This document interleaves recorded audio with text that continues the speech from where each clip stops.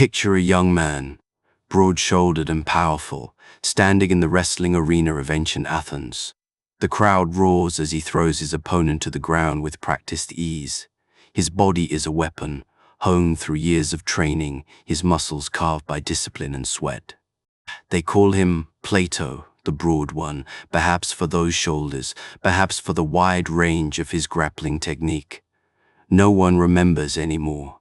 What they remember is what came after. What they remember is how this elite athlete, this champion of physical prowess, turned away from the body entirely and spent the rest of his life arguing that everything we can touch and see and wrestle to the ground is nothing but shadow, illusion, a pale copy of something infinitely more real that exists somewhere beyond the reach of our hands. This is the fundamental paradox of Plato, a man who excelled at the most physical of pursuits, who understood the body's power better than almost anyone of his time, and who then dedicated his philosophy to proving that the body was the least important part of what we are. The soul, he would argue, is what matters. The soul is real. The body is merely its temporary prison, its cage, its distraction from truth. But we are getting ahead of ourselves. Before we understand Plato's vision of the soul, before we grasp his revolutionary model of human psychology, we need to understand the world he lived in and the man who changed his life forever. Because Plato did not discover his philosophy in solitude or through abstract reasoning alone. He discovered it through a relationship, through watching, listening, questioning, and ultimately mourning the death of the greatest teacher he would ever know. The man who transformed the wrestler into the philosopher was named Socrates. And Socrates never wrote a single word. This creates one of the strangest puzzles in the history of philosophy. When you read Plato's dialogues, when you encounter the Socrates who questions everyone he meets, who claims to know nothing, who drives the powerful men of Athens into fury with his relentless interrogation, you are reading Plato's words. Socrates is the main character in almost every dialogue Plato wrote. But Plato himself never appears. He never speaks in his own voice. He hides behind his teacher like a ventriloquist hiding behind a puppet, except the puppet has been dead for years and cannot object to the words being put in his mouth. So whose ideas are we actually reading? Which thoughts belong to the historical Socrates and which belong to Plato himself? Scholars have debated this for over 2,000 years without reaching a definitive answer. What we know is this. The young Plato encountered Socrates sometime in his 20s, and the encounter shattered every assumption he had made about knowledge, virtue, and the purpose of human existence. The wrestler found a different kind of strength. The athlete discovered a different kind of discipline, and when Athens executed Socrates for corrupting the youth and disrespecting the gods, when they forced him to drink poison hemlock for the crime of asking too many questions, Plato decided that the world needed to be remade from the ground up. But he could not remake it through politics. Athens was a democracy, and Plato had witnessed how democracy had murdered the wisest man in the city. He could not remake it through physical force. His wrestling days were behind him, and besides, violence could never create the just society he envisioned. So he chose a different path. He would remake the world through education, through philosophy, through the careful cultivation of souls. In approximately 387 BCE, Plato founded an institution that would outlast empires. He called it the Academy, and it operated continuously for nearly 900 years, longer than most modern universities have existed, longer than many civilizations have survived. It was the world's first true university, a place dedicated not to training soldiers or merchants or priests, but to training minds, to teaching people how to think rather than what to think, to transforming human consciousness itself. And at the heart of his teaching was a vision of human psychology so radical, so comprehensive, so influential, that we are still living inside it today, whether we realize it or not. When we talk about the conflict between reason and emotion, when we describe someone as being at war with themselves, when we speak of higher and lower aspects of human nature, when we imagine the soul as something separate from and superior to the body, when we believe that some people are naturally suited to lead while others are suited to follow, when we conceive of education as the turning of the soul toward truth rather than the mere acquisition of information, we are speaking Plato's language. We are thinking Plato's thoughts. But what exactly did Plato believe about the human soul? What was his model of human psychology? And why did he think that understanding the soul was the key to understanding everything else, from ethics to politics to the nature of reality itself? Imagine you are standing at a crossroads. You know you should go to the gym, but you want to stay home and eat ice cream. You know you should save money, but you want to buy something expensive and unnecessary. You know you should apologize to someone you hurt, but your pride refuses to bend. In moments like these, you are not one self but multiple selves in conflict. Part of you pulls in one direction, part of you pulls in another, and part of you stands apart, trying to referee the dispute. This experience of internal division was central to Plato's understanding of human psychology. He did not believe the soul was a simple, unified thing. He believed it was complex, divided, at war with itself. And he believed that understanding the structure of this internal conflict was the key to living a good life and creating a just society. Plato described the soul as having three distinct parts, each with its own desires, its own goals, its own way of seeing the world. He called these parts reason, spirit, and appetite, and he believed that the relationship between these three parts determined everything about who you are and how you live. Let us begin with reason. This is the part of the soul that calculates, plans, and seeks truth. It is the part of you that can step back from immediate experience and think about the long-term consequences of your actions. It is the part that asks questions like, what will happen if I do this? Is this belief true or false? What should I do in this situation? Reason is calm, patient, reflective. It does not rush to judgment. It weighs evidence. It considers alternatives. It tries to see things as they really are, rather than as they appear to desire or emotion. For Plato, reason was not just one faculty among others. It was the highest and most divine part of the human soul.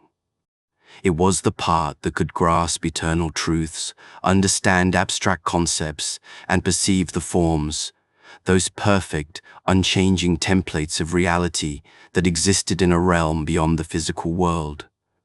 Reason was what made human beings different from animals. It was what made us capable of science, philosophy, and wisdom. But reason alone was not enough to govern a human life, because humans are not pure intellect. We are embodied creatures with desires and needs that pull us constantly toward the physical world. And this is where appetite enters the picture. Appetite is the part of the soul that craves. It wants food, drink, sex, comfort, pleasure of every kind. It is not concerned with truth or long-term consequences. It is concerned with satisfaction. Now, immediately, without delay. Appetite is the part of you that sees a chocolate cake and thinks only, I want that. It is the part that feels tired and thinks, I want to sleep. It is the part that sees an attractive person and thinks, I want them. Appetite is not evil, Plato insisted. It is necessary. Without appetite, we would not eat when hungry or drink when thirsty or reproduce to continue the species. Appetite keeps us alive and perpetuates human existence. But appetite is also dangerous, because it knows nothing of moderation, nothing of restraint, nothing of consequences beyond immediate gratification. If appetite ruled the soul without check, we would become like animals, driven entirely by instinct and craving. incapable of the higher forms of thought and action that make human life meaningful. Between reason and appetite stands the third part of the soul, spirit. This is the most difficult part to understand because we do not have an exact equivalent in modern psychology. Spirit is not the same as emotion in general. It is a specific kind of emotional energy related to honor, dignity, and righteous indignation. Spirit is what makes you angry when someone insults you. It is what makes you ashamed when you fail to live up to your own standards. It is what gives you courage to face danger and determination to pursue difficult goals. Spirit, Plato believed, is naturally aligned with reason. When reason judges that something should be done, spirit provides the motivational energy to do it. When reason perceives an injustice, spirit rises up in anger to oppose it. When reason sets a goal, spirit supplies the determination and persistence needed to achieve it. Spirit is reason's natural ally in the struggle to govern appetite and create a well-ordered soul. But spirit can also be corrupted. It can become attached to false ideas of honor. It can pursue glory and recognition for their own sake rather than in service of what is truly good. It can become prideful, aggressive, and domineering. The challenge of the philosophical life, according to Plato, is to educate spirit properly so that it serves reason rather than appetite, so that it directs its energy toward genuine virtue rather than mere appearance or social status. To help us understand the relationship between these three parts, Plato offered one of the most famous metaphors in all of philosophy. He asked us to imagine the soul as a chariot pulled by two horses, with a charioteer trying to guide them. The charioteer is reason. He holds the reins. He can see where the chariot needs to go. He understands the terrain, the obstacles, the destination. He represents the rational, calculating, forward-thinking part of the self that tries to navigate life successfully. One horse is spirit. This horse is noble and strong, well-bred and responsive to the charioteer's commands. When properly trained, this horse pulls in the direction the charioteer indicates. It has power and energy that the charioteer needs to reach his destination. The other horse is appetite. This horse is wild, stubborn, barely trained. It wants to run toward every attractive thing it sees, to stop at every watering hole, to chase after immediate pleasures without regard for where the chariot is supposed to go. It constantly pulls against the charioteer's commands, trying to drag the whole chariot off course. The art of living, Plato suggested, consists in the charioteer maintaining control of both horses. Reason must govern spirit and appetite without destroying them. The goal is not to kill the appetitive horse or to chain it up so tightly that it cannot move. The goal is to train it, to bring it into harmony with reason's guidance, to create a soul in which all three parts work together toward a common purpose. When this harmony exists, when reason rules and spirit supports reason's rule, while appetite accepts its proper subordinate role, the result is what Plato called justice in the soul.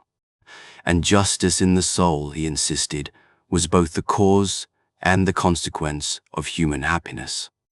A person with a well-ordered soul would naturally act justly toward others, would find satisfaction in virtuous action, would experience the deep fulfillment that comes from living according to one's highest nature. But when the soul lacks this harmony, when appetite rebels against reason or spirit sides, with appetite against reason, the result is internal chaos and external injustice. The person becomes a battlefield rather than a unified agent. They want contradictory things. They pursue goals that undermine each other. They act in ways that damage themselves and others. They experience that peculiar modern suffering of knowing what they should do, but being unable to do it, of understanding what is good, but choosing what is bad anyway. This psychological model had immediate political implications, because Plato believed that the structure of the soul and the structure of society mirrored each other. Just as the individual soul had three parts that needed to be properly ordered, society had three classes that needed to be properly arranged.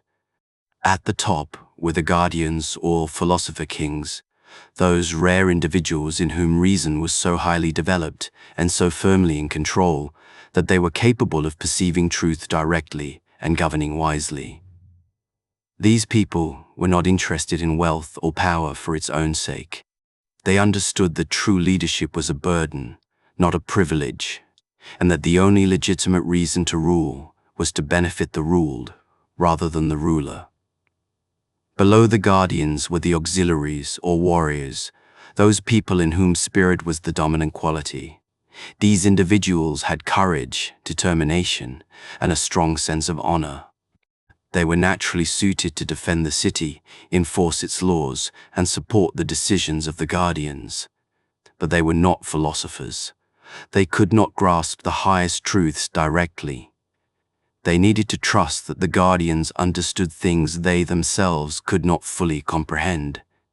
At the bottom were the producers, the farmers, craftspeople, merchants, and laborers whose appetitive drives were strongest. These people were essential to society. They produced the food, shelter, and goods that everyone needed to survive, but they were not suited for leadership or defense. Their focus was necessarily on material production and consumption, on meeting physical needs rather than pursuing abstract truth or honor. For Plato, a just society was one in which each class performed its proper function without interfering with the others. The producers produced, the warriors protected, the guardians governed, and everyone accepted their role as natural and appropriate, just as the three parts of the soul should accept their proper arrangement. This vision horrifies most modern readers. It seems like a justification for rigid hierarchy, for keeping people in their place based on assumptions about their natural abilities. It seems anti-democratic, elitist, and dangerously authoritarian, and Plato would not have disagreed with at least part of that characterization, because Plato was anti-democratic, explicitly, passionately, uncompromisingly anti-democratic. Plato hated democracy, not in the weak, abstract way someone might say they prefer a different political system. He hated it with the fervor of someone who had watched it murder his teacher. He hated it with the conviction of someone who believed it was not just inefficient or misguided, but fundamentally unjust and inevitably destructive. His real name was probably Aristocles. Plato was likely a nickname, a wrestler's epithet referring to his broad shoulders or wide grappling stance. But the name is fitting in another way, because Plato was thoroughly aristocratic in his values and assumptions. He was born into one of Athens' most prominent families. He grew up surrounded by privilege, education, and the assumption that some people were naturally superior to others by virtue of birth, breeding, and cultivation. And then he watched Athenian democracy put Socrates on trial.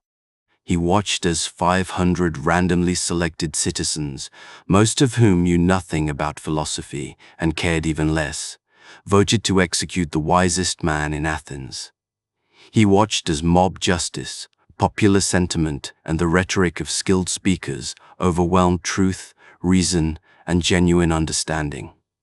And he concluded that democracy was not just imperfect, it was poison. Plato compared democratic leadership to having untrained sailors take control of a ship. Imagine you're on a vessel in the middle of a dangerous sea.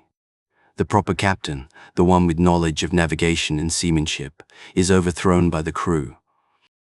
The sailors insist that anyone should be able to captain the ship, that expertise is elitist, that navigation is just a matter of opinion rather than specialized knowledge.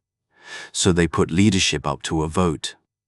Whoever can give the most convincing speech, whoever can make the most popular promises, gets to steer. What happens next? The ship runs aground. It hits rocks. It gets lost. It sinks. Because steering a ship requires actual knowledge, not just persuasive rhetoric or popular appeal. And the same is true of governing a city, Plato argued. Governance requires wisdom. It requires understanding not just of what people want, but of what is genuinely good for them. It requires the ability to perceive truth rather than merely reflect popular opinion. Democracy, in Plato's analysis, inevitably degenerates into tyranny. Here is how he thought the process worked. In a democracy, freedom becomes the highest value. Everyone is free to live as they please, pursue their own desires, believe their own opinions. This sounds attractive, but it creates a fundamental problem, because most people, lacking philosophical education and proper training of the soul, do not know what is truly good for them. They mistake pleasure for happiness, appetite for legitimate need, popular opinion for truth. So the democratic city becomes increasingly chaotic and self-indulgent. People pursue contradictory goals. They demand rights without accepting responsibilities. They insist on freedom without recognizing that genuine freedom requires self-discipline and wisdom. The appetitive part of the collective soul begins to dominate, just as it can dominate the individual soul. Politicians in this environment do not try to make people better. They try to make people happy, which means giving them what they want rather than what they need. They make promises they cannot keep. They flatter the masses. They stir up fear of outsiders and anger at elites. They rise to power not through wisdom or virtue, but through the ability to manipulate public opinion. Eventually, the chaos becomes intolerable. People become exhausted by freedom, frightened by disorder, desperate for someone strong to take control and make everything simple again. And this is when the tyrant emerges. The tyrant is a man dominated entirely by his appetitive soul, unconstrained by reason or shame, driven purely by the desire for power and pleasure. He promises to restore order, to make the city great again, to give the people what they want. And the democratic citizens, having lost faith in their own freedom, surrender willingly to his control. The tyrant, once in power, becomes the most enslaved of all human beings. Because he must constantly feed his insatiable appetites. He must destroy anyone who might threaten his power. He must surround himself with yes-men and mercenaries. He must live in constant fear of assassination, overthrow, betrayal.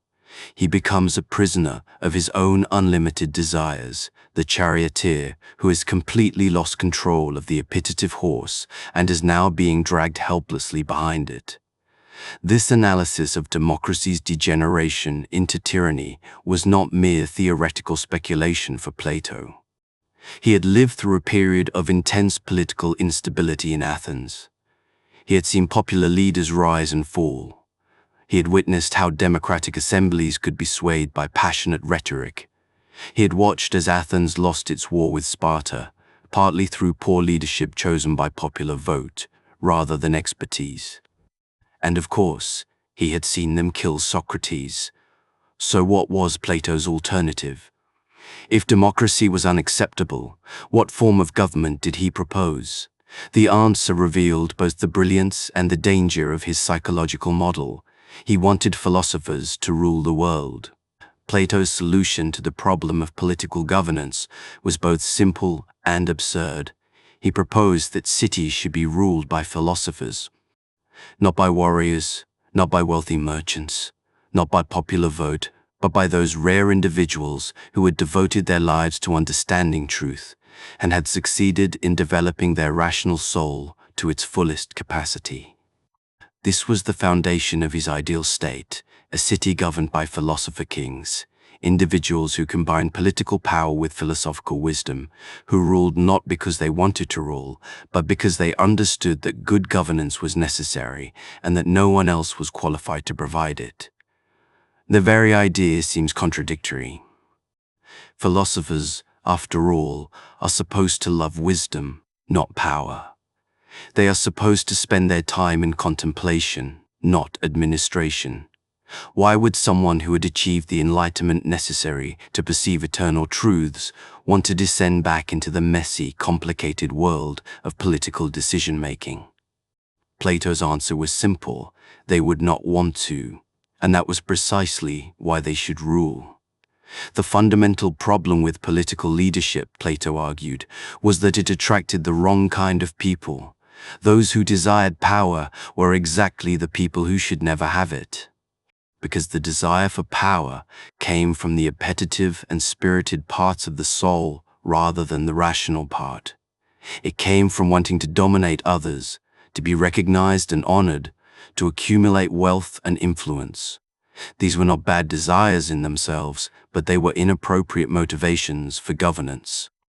True leaders, Plato insisted, should be those who understood that ruling was a burden, not a privilege. They should be people who would rather spend their time in philosophical contemplation, but who recognized that their duty to create justice required them to sacrifice their preferred life for the good of the city. They should rule reluctantly, temporarily, and without personal benefit. To create such leaders, Plato proposed an elaborate educational system that would identify philosophically gifted children and train them from youth to become guardians. This system would last for decades, testing and refining students at every stage. It would include physical training to develop the body, musical and artistic training to cultivate the spirit, mathematical training to prepare the mind for abstract reasoning, and finally, philosophical training to develop the ability to perceive truth directly. Most students would drop out at various stages. They would be redirected toward other roles in society based on their abilities and the level they reached in their education. But a few would continue all the way through, spending years studying mathematics, dialectic, and philosophy, until finally, around age 50, they would be ready to rule. And here is where Plato's system becomes even stranger. These philosopher-kings would live without private property or family. They would own nothing personally. They would have no wealth. Their children would be raised communally, without knowing who their biological parents were. They would have no private life at all. Everything they were, everything they had, would be dedicated entirely to the good of the city. Why such extreme measures? Because Plato believed that private interests inevitably corrupted public judgment. If the rulers had families, they would favor their own children over the children of others. And if they had wealth, they would make decisions that protected their economic interests. If they had private property, they would be tempted to use their position to accumulate more. The only way to ensure that rulers genuinely served the common good was to eliminate every possible motivation for them to serve themselves. Modern readers find this vision both fascinating and horrifying. Fascinating because it represents a genuinely radical reimagining of how society could be organized. Horrifying because it requires the complete subordination of individual desire to collective purpose, the elimination of privacy, the denial of normal human attachments, and the acceptance of a rigid hierarchy based on supposedly natural differences in ability. But Plato was not primarily interested in making people happy or free, in the sense we moderns understand those terms. He was interested in making them just. And justice, in his understanding, meant each part of the soul and each class in society performing its proper function without interfering with the others. It meant harmony, order, and the right things being done by the right people for the right reasons. The philosopher-kings were essential to this vision because only they could perceive what justice actually was. Only they had developed their rational souls to the point where they could grasp the form of justice itself, that eternal, perfect, unchanging template that all just actions and institutions must imitate. Without such individuals in charge, society would inevitably fall back into the chaos of competing appetites, the instability of honor-seeking warriors, or the disaster of democratic mob rule. But Plato knew his proposal faced an enormous practical problem. How could philosophers ever come to power? How could a society transition from whatever system it currently had to rule by philosophical experts? Two possibilities existed, he suggested, and both seemed almost impossibly unlikely. First, philosophers who did not seek power might be forced to take it by circumstances or by the insistence of those they could not refuse. Perhaps a crisis would arise so severe that the city would turn to its wisest members out of desperation. Perhaps a group of citizens would recognize the superior wisdom of philosophical training and voluntarily submit to philosophers' governance. Second, and even more unlikely, current rulers might become philosophers. Some king or tyrant might develop a genuine love of wisdom, spend decades in study and self-cultivation, and transform from a power-seeking ruler into a wisdom-seeking leader. This would require a complete reorientation of the soul, a triumph of reason over appetite so thorough that the very desire for power would be replaced by the desire for truth. Plato himself attempted this second possibility. 3 times he traveled to Syracuse in Sicily, trying to educate the city's rulers in philosophy and convert them into philosopher-kings. 3 times he failed. The rulers were interested in power, not wisdom. They wanted to use philosophical rhetoric to justify their rule, not to subordinate their rule to philosophical truth. Plato barely escaped with his life on at least one of these occasions. The failure of these attempts led Plato to a dark conclusion: the good city could probably never exist. The gap between the ideal and the possible was too great. Human nature was too resistant to reason's rule.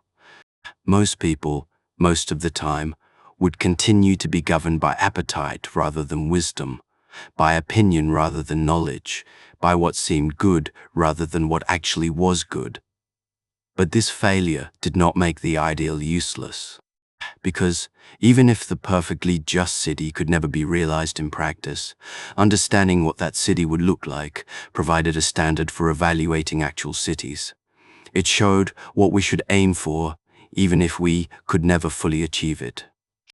It gave us a way to understand what was wrong with current arrangements and how they might be improved, even if perfect improvement was impossible. And crucially, the ideal city was not really Plato's main concern anyway. The political theory was a metaphor, an analogy, a way of making visible on a large scale what was supposed to happen on the small scale of the individual soul. The real question was not whether philosophers could rule cities, but whether reason could rule the soul. To understand why Plato believed the rational soul was humanity's highest part, we need to understand his most famous and controversial metaphysical theory, the theory of forms. Because for Plato, psychology and metaphysics were inseparable. What you are and where you truly belong depend on the nature of reality itself. Imagine you have never seen a perfect circle. Every circle you have ever encountered in physical reality is flawed. Drawn with a compass, it has microscopic irregularities. Occurring in nature, it deviates from mathematical precision. Even described by the most exact equations, physical circles are approximations of something they can never quite achieve. And yet you understand what a perfect circle is. You can reason about its properties. You know that all its points are equidistant from its center. You know that its circumference relates to its diameter by an exact ratio called pi. You can use perfect circles in mathematical proofs even though you have never seen one. Where does this knowledge come from? How can you understand something you have never experienced? This question led Plato to one of the most radical proposals in the history of philosophy. He proposed that perfect circles exist, not in the physical world, but in a separate realm of pure forms. In this realm exists the form of the circle, eternal, unchanging, perfect, the template from which all physical circles are derived and against which all physical circles are measured. And the same is true for everything else. There are forms of justice, beauty, courage, chairs, horses, humans. There is a form for every type of thing that exists and every genuine quality things can have. The physical world, in Plato's view, was like a shadow or reflection of this realm of forms. Physical objects were imperfect copies, temporary instantiations of eternal patterns. A beautiful painting was beautiful because it participated in or approximated the form of beauty. A just action was just because it imitated the form of justice. A physical circle was circular to the extent that it resembled the form of the circle. This meant that the physical world was, in a sense, less real than the realm of forms. Physical objects changed, decayed, came into existence, and passed out of existence. They were always in flux, never fully what they were supposed to be, always falling short of the perfection their nature implied. But the forms never changed. They were eternally themselves, permanently perfect, completely real in a way physical things could never be. And here is where psychology enters the picture. The rational soul, Plato believed, was capable of perceiving these forms, not through the physical senses, which could only perceive imperfect physical copies, but through pure intellect, through the mind's direct apprehension of eternal truths. When you understand that a perfect circle's circumference is pi times its diameter, you are not generalizing from observations of physical circles.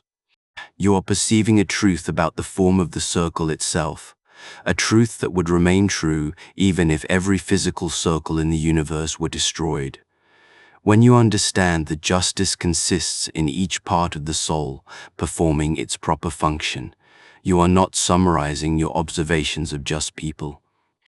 You are grasping the form of justice, the eternal standard against which all just actions must be measured. This capacity to perceive forms was what made human beings special and what made the rational soul divine. Animals could perceive physical objects. They could react to what they saw, heard, and touched, but they could not perceive forms. They could not grasp abstract truths. They could not understand eternal principles. Only the rational soul could do this. And this meant that the rational soul participated in two worlds simultaneously, the physical world of change and imperfection, and the intelligible world of forms and eternal truth. But Plato's theory went further. He proposed that the soul did not originate in the physical world at all. Before being placed in a body, the soul existed in the realm of forms, where it could perceive truth directly without the distraction and confusion created by physical sensation. In that original state, the soul understood everything perfectly. It knew all the forms. It grasped reality as it truly was. Then came birth. The soul was placed into a physical body, and this caused a catastrophic forgetting. The soul lost its direct perception of forms. It became trapped in a world of mere shadows and approximations. It became dependent on physical senses that could only perceive imperfect copies rather than perfect originals. It became subject to the demands of appetite, to the distractions of physical pleasure and pain, to the confusion of opinion and belief. But the knowledge was not completely lost. It remained buried in the soul's memory, waiting to be recovered. And this was what learning really was, according to Plato, not the acquisition of new information, but the recollection of truths the soul already knew but had forgotten. When a good teacher asked the right questions, when the student's mind was properly prepared through mathematical training and dialectical practice, the forgotten knowledge would resurface. The student would recognize truths they had always known, but had temporarily lost access to. Plato demonstrated this theory through one of his most famous dialogues, the Meno. In this conversation, Socrates encounters an enslaved boy with no education in mathematics.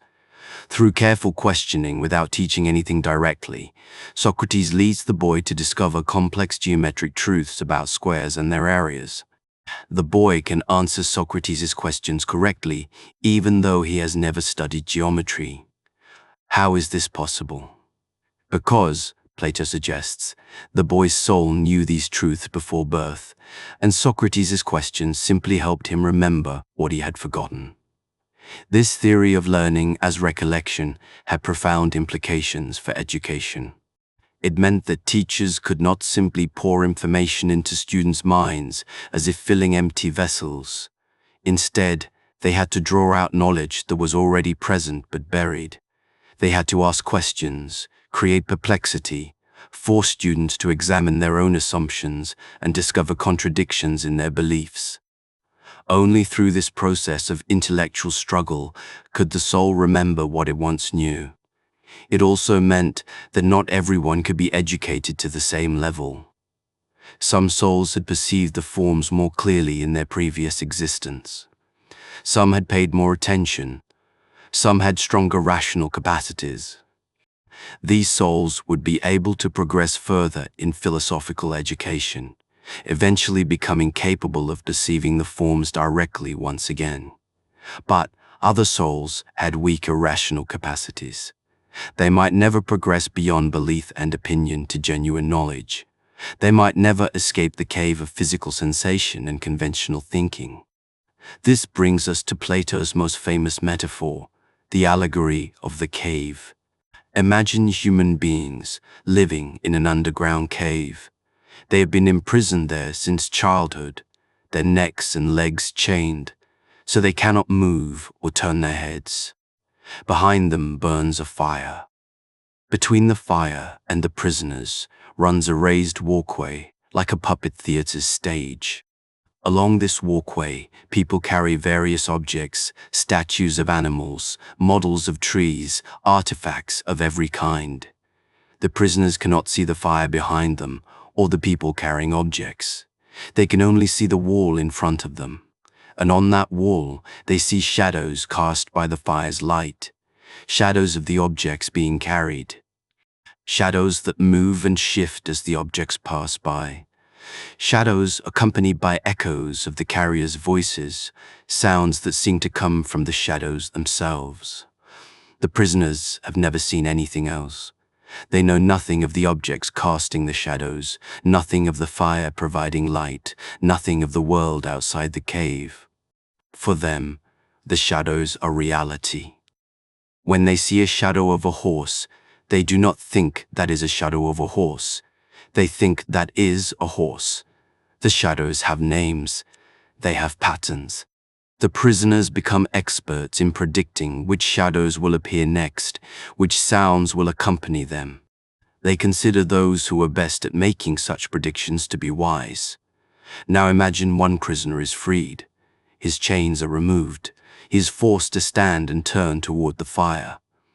The movement is painful after a lifetime of immobility. The light hurts his eyes after a lifetime of darkness. He cannot see the objects clearly. The fire's glare is too intense. He is confused and frightened.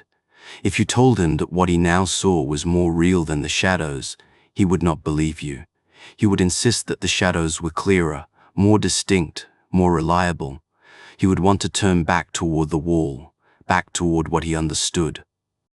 But suppose he is dragged further, forced up the steep, rough passage toward the cave's entrance.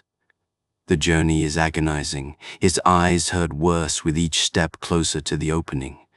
Finally, he emerges into sunlight, and the pain becomes unbearable. He cannot see anything at all. The world outside is too bright, too overwhelming, too alien to his shadow-trained perception. Gradually, slowly, his eyes adjust. First, he sees shadows and reflections in water, easier for him to perceive, because they are similar to what he knew in the cave. Then, he sees the objects themselves, real trees, real animals, real people, not shadow versions, but the actual things. Then he looks up and sees the stars, the moon, the sky itself. Finally, though even this takes time, he becomes able to look at the sun.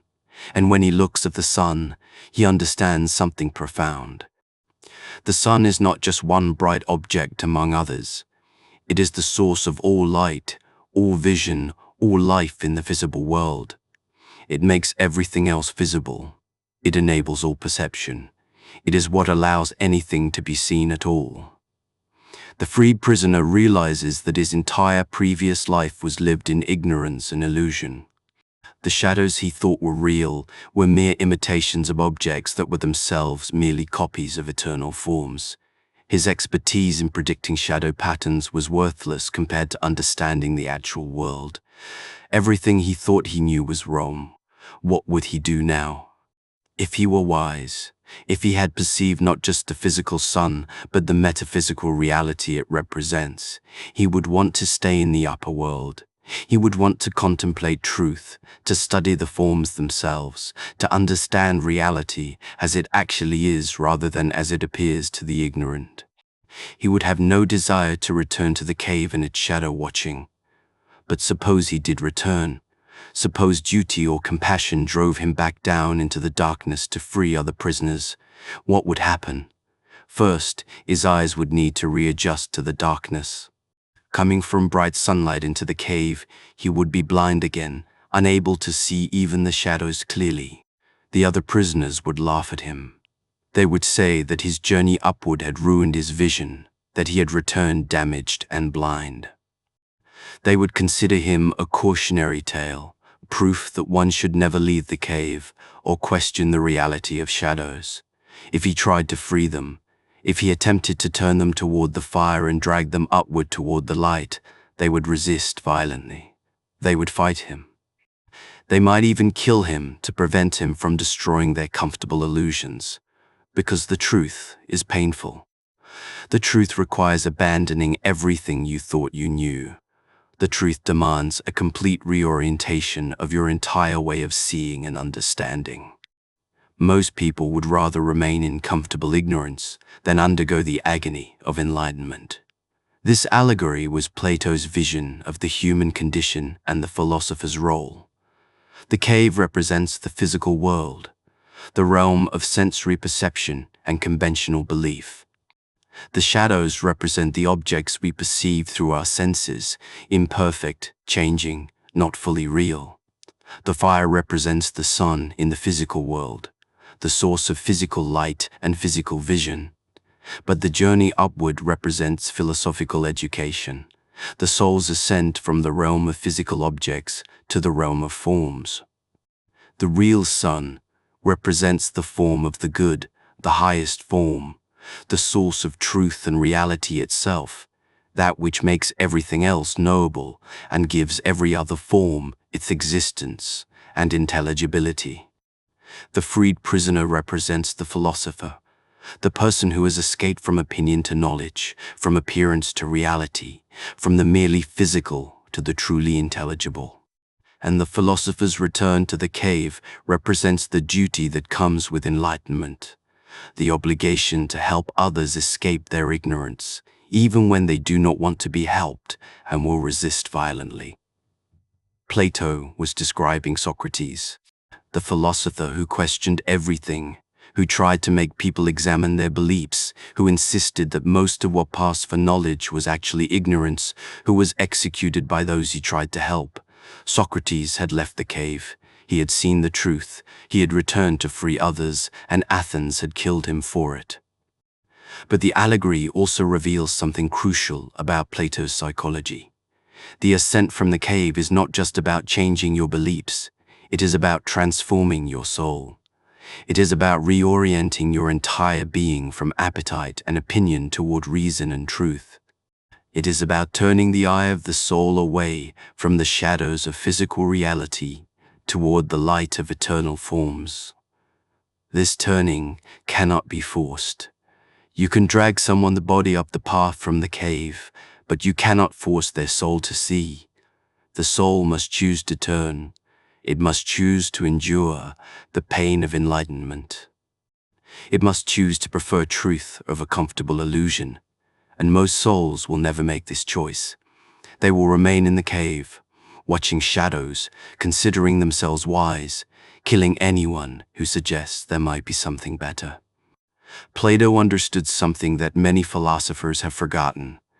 Abstract arguments rarely change anyone's mind. Logical proofs do not transform souls. Rational demonstrations might compel intellectual assent, but they do not compel the will. They do not make you want to change. They do not provide the motivation necessary for the painful ascent from the cave. So what does provide that motivation? What force is strong enough to make someone willing to abandon everything they know and struggle toward a truth they cannot yet perceive? Plato's answer was as unexpected as it was profound: love. Not the love of family or friends, though these have their place. Not the love of country or duty, though these too matter. But erotic love. The passionate desire for beauty that begins with physical attraction and, if properly directed, can become a desire for truth itself. Plato explored this idea most fully in a dialogue called the Symposium, which takes the form of a dinner party where various speakers offer different accounts of love's nature and purpose. The speeches build on each other, each revealing something true about love, until finally Socrates speaks and presents a vision that encompasses and transcends everything said before.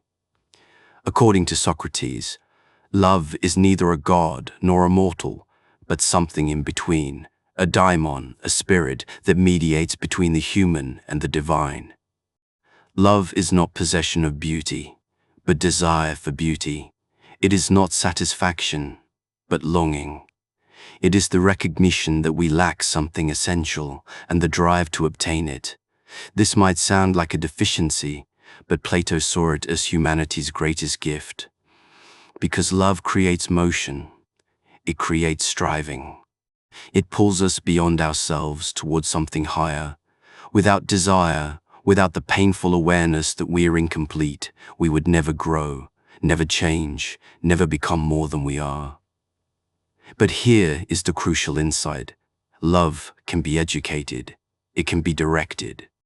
It can progress through stages, with each stage preparing for the next, until finally it reaches its ultimate object. The journey begins with the love of a single beautiful body. A young person sees someone physically attractive and desires them.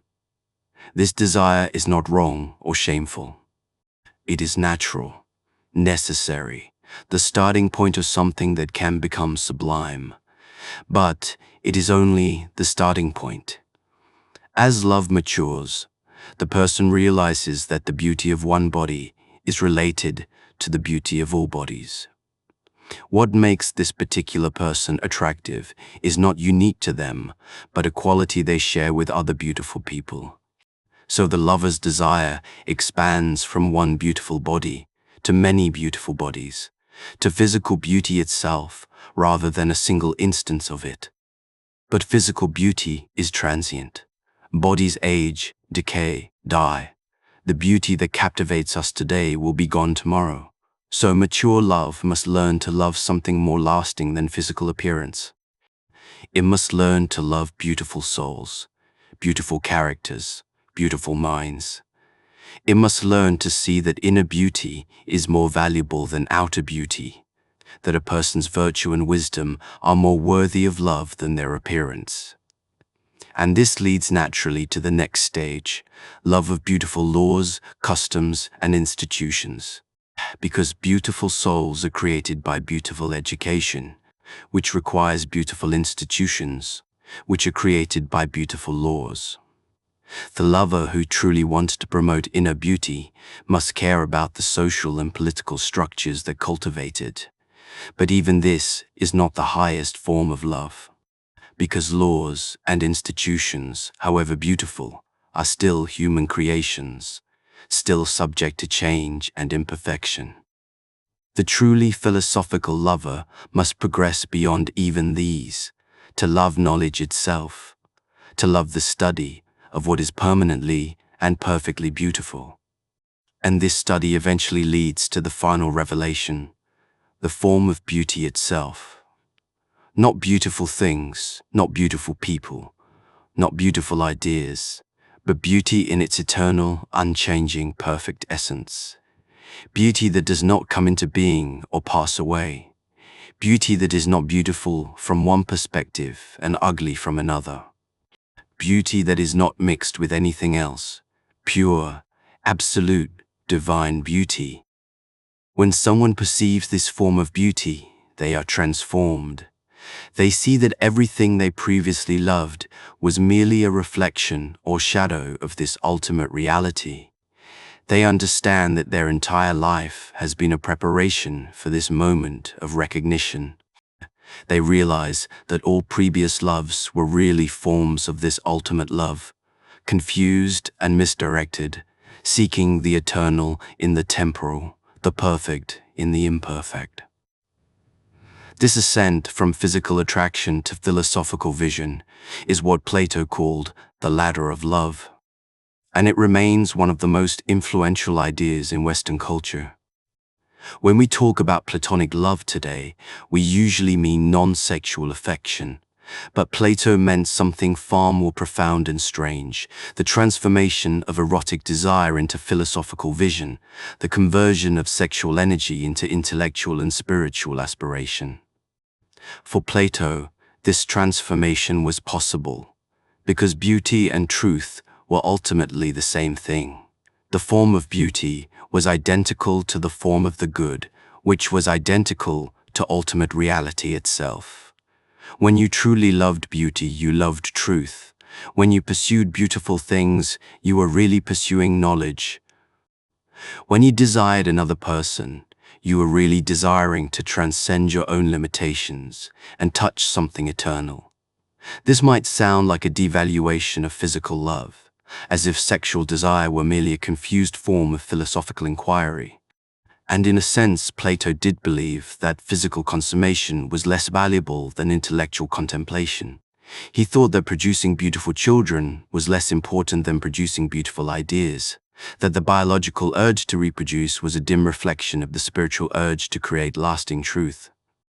But he also recognized that sexual desire was the most powerful force in human psychology, the only force strong enough to motivate the difficult journey from appearance to reality.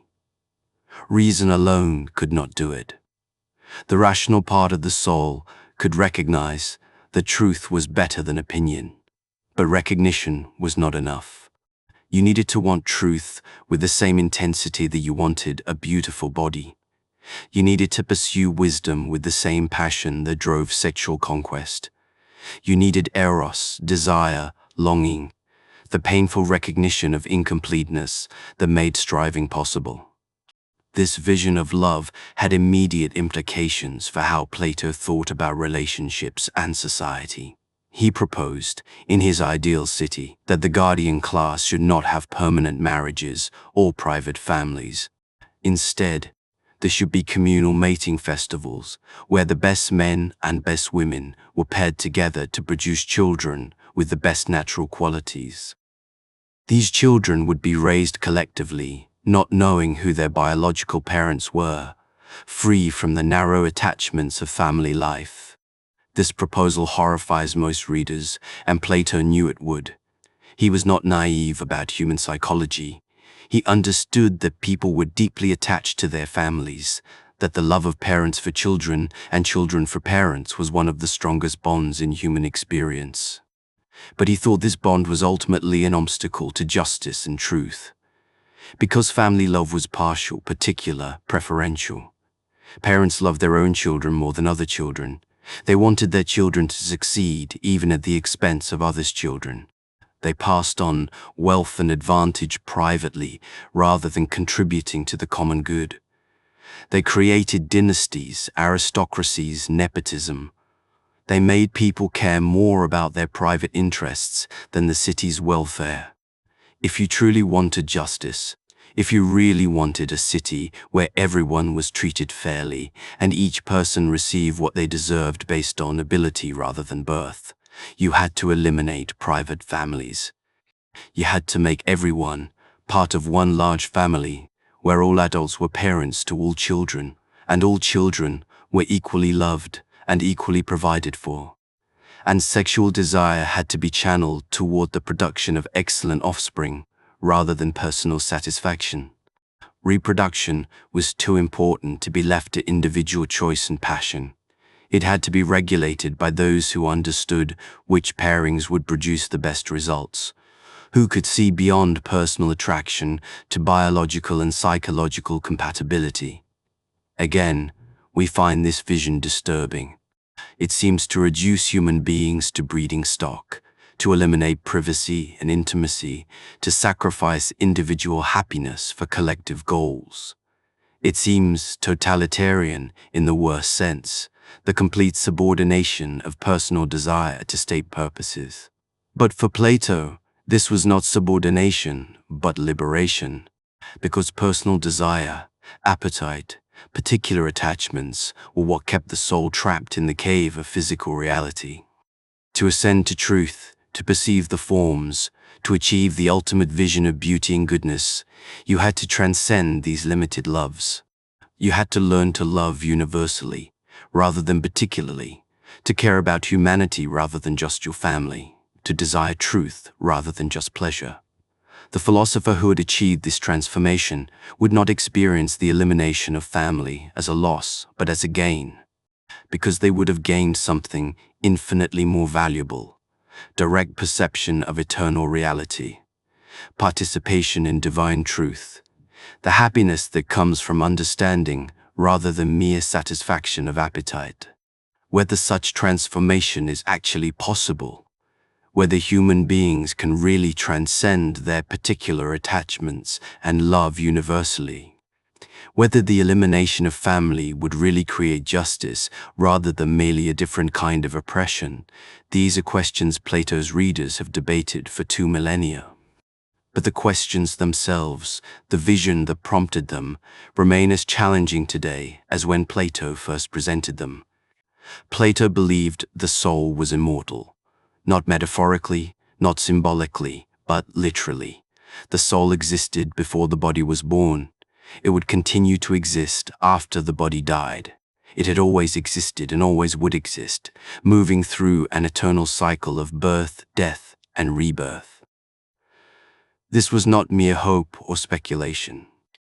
Plato offered several arguments intended to prove the soul's immortality with the same certainty as mathematical demonstrations. Whether these arguments succeed is debatable, but they reveal something crucial about how Plato understood the soul's nature and its relationship to the body. The first argument was based on opposites. Everything in the physical world comes from its opposite. Hot things come from cold things that were heated. Sleeping comes from waking, and waking from sleeping. Large comes from small, and small from large. If this principle is universal, then life must come from death, and death from life. The living come from the dead, and the dead from the living, in an eternal cycle. This meant that souls must exist before birth, waiting to be reborn into new bodies. And they must exist after death, waiting for their next incarnation. Otherwise, the cycle would break. There would be no source for new souls, and eventually everything would be dead with nothing left to return to life. The second argument was based on recollection. We discussed earlier Plato's theory that learning is really remembering, that the soul knew the forms before birth and education helps recover this knowledge. But if the soul knew things before birth, it must have existed before birth. And if it existed before the body came into being, there is no reason to think it ceases to exist when the body dies. The very fact that we can understand eternal truths proves that we have a connection to eternity that transcends our temporary physical existence. The third argument was based on simplicity. Physical things are composite, made of parts that can be separated. A body is made of organs that can be divided. A table is made of wood that can be broken down. Everything physical is complex, and everything complex can decompose. But the soul is simple, not made of parts, not able to be divided. And what cannot be divided cannot decompose, and what cannot decompose cannot die. How do we know the soul is simple? Because it is aware of itself as a unity. You can think about your thoughts, but you cannot separate yourself into a thinking part and a thinking about thinking part. Consciousness is irreducibly one. This unity suggests that the soul is not a collection of parts, but a genuine unity, and therefore cannot die by breaking apart. The fourth argument was based on the forms. The soul is capable of grasping eternal truths, unchanging realities, perfect forms that exist outside time. But like can only know like. The temporal cannot grasp the eternal. The changing cannot understand the unchanging. The mortal cannot perceive the immortal. Therefore, the fact that souls can know forms proves that souls must share the form's eternal nature. They must be immortal like the objects they can understand. Modern readers find these arguments less convincing than Plato intended. We understand that consciousness depends on brain function, that damage to the brain damages the mind, that the mind apparently ceases when the brain dies. We find it difficult to imagine how a non-physical soul could interact with a physical body or where it might exist when not embodied. But Plato had responses to these objections. The brain, he would argue, is an instrument the soul uses, not the source of consciousness itself. When you play a piano, the music comes from you, not from the piano. Damage the piano and the music sounds different, but that does not mean the piano is creating the music. Similarly, damage the brain and thinking becomes impaired, but that does not mean the brain is doing the thinking. The soul uses the brain to interact with the physical world, but consciousness itself comes from the soul. As for where souls exist when disembodied, Plato was clear. They return to the realm of forms, their true home, the place they came from and to which they naturally belong. The body is the soul's temporary prison or tomb, trapping it in the physical world of change and illusion. Death is liberation, the soul's escape from its physical cage and return to reality. But this return was not permanent. Most souls, Plato believed, were not pure enough to remain in the realm of forms. They were still attached to physical desires, still corrupted by appetite and spirit, still bound to the cycle of birth and death. So after a period in the afterlife, they would be reborn into new bodies. And here is where Plato's psychology becomes truly strange. The quality of your soul determined what kind of body you would receive in your next life. Live justly, cultivate reason, purify your soul, and you might be reborn as a philosopher or aristocrat, someone with the leisure and education necessary to continue developing wisdom. Live unjustly, indulge appetite, neglect reason, and you might be reborn into a lower social class, or even as an animal. A tyrant soul, having given itself completely to appetite and having enslaved its rational part entirely, might be reborn as a wolf, permanently expressing its predatory nature. A person who lived only for physical pleasure might be reborn as a pig, wallowing in satisfaction of bodily desires. Someone who neglected their rational soul but developed courage might be reborn as a lion, noble in some ways but still driven by spirit rather than reason. This doctrine of reincarnation was meant to explain why people had such different natural abilities and moral tendencies. It was not arbitrary that some souls were naturally philosophical, while others were naturally appetitive. They had made themselves that way through previous lives. They had chosen what they wanted to become through thousands of lifetimes of choices, and now they lived in bodies that reflected their soul's true character. But reincarnation also meant that punishment and reward extended beyond a single lifetime. You could not escape the consequences of your actions through death. Whatever justice you avoided in this life would catch up with you in the next. Whatever suffering you inflicted would return to you when your soul inhabited a different body. The universe was fundamentally just, not because justice was administered in this life, but because the soul's journey through many lives ensured that everyone eventually got exactly what they deserved. This vision of cosmic justice through reincarnation was comforting in some ways. It explained suffering without making it meaningless. If you were born into difficult circumstances, it was because your soul needed to learn something, to purify itself, to work off debts from previous existences. Your suffering served a purpose, even if you could not see it, and your virtue now would benefit you in future lives, even if it brought no reward in this one. But it was also deeply disturbing, because it meant that victims deserved their suffering in some sense. The enslaved person was enslaved because their soul had earned that fate. The sick person was sick because they had done something in a previous life to merit illness. The poor were poor because their souls were not developed enough to merit wealth. Every disadvantage was punishment. Every privilege was reward for past virtue. Plato probably did not mean this as cruelly as it sounds. He was trying to make sense of a world where the good suffered and the wicked prospered, where innocent children died while murderers lived long lives, where justice seemed absent or arbitrary. His doctrine of reincarnation was an attempt to restore cosmic justice, to show that reality was ultimately fair, even when individual lives seemed deeply unfair. But the cost of this solution was enormous. It made every victim complicit in their own victimization. It justified every hierarchy as reflecting genuine differences in soul quality. It removed any reason to fight against injustice, since injustice was really hidden justice working itself out over the course of many lifetimes. And it created a final disturbing question: if souls were reborn based on their choices in previous lives, how did the cycle start? Where did the first souls come from? Were some souls originally created better than others? Or did all souls start equal and gradually diverge based on their choices?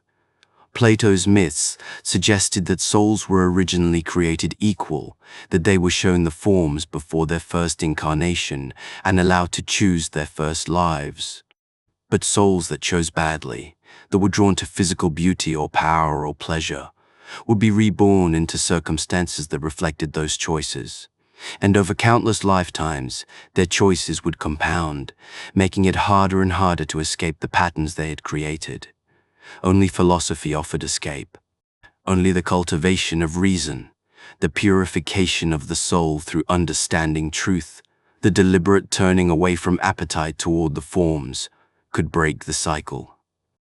The philosopher who achieved genuine knowledge of the forms, who perceived the good itself, who brought their entire soul into harmony under reason's rule, might finally escape reincarnation altogether. Their soul might remain in the realm of forms permanently, contemplating eternal truth forever, free from the prison of physical existence. This was the ultimate goal, not just a good life, but escape from life altogether. Not just happiness, but transcendence. Not just justice in the soul, but the soul's final liberation from the body and union with ultimate reality. For over 2,000 years, Plato's psychological model has shaped how Western culture understands human nature. His division of the soul into reason, spirit, and appetite has become so familiar that we barely notice it anymore.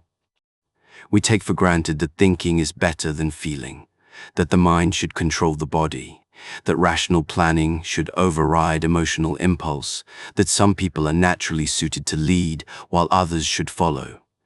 But this model is not neutral or natural. It carries assumptions and implications that have caused immense harm. It has been used to justify hierarchies, to legitimize oppression, to devalue bodies and emotions and physical existence itself. Before we finish our exploration of Platonic psychology, we need to confront its dark side honestly. The first problem is the elevation of reason over all other aspects of human nature.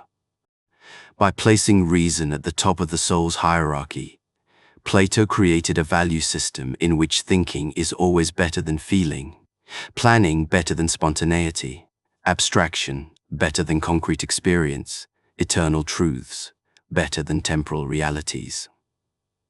This has profound consequences for how we understand ourselves. If reason is what makes us human, then anything non-rational becomes less human.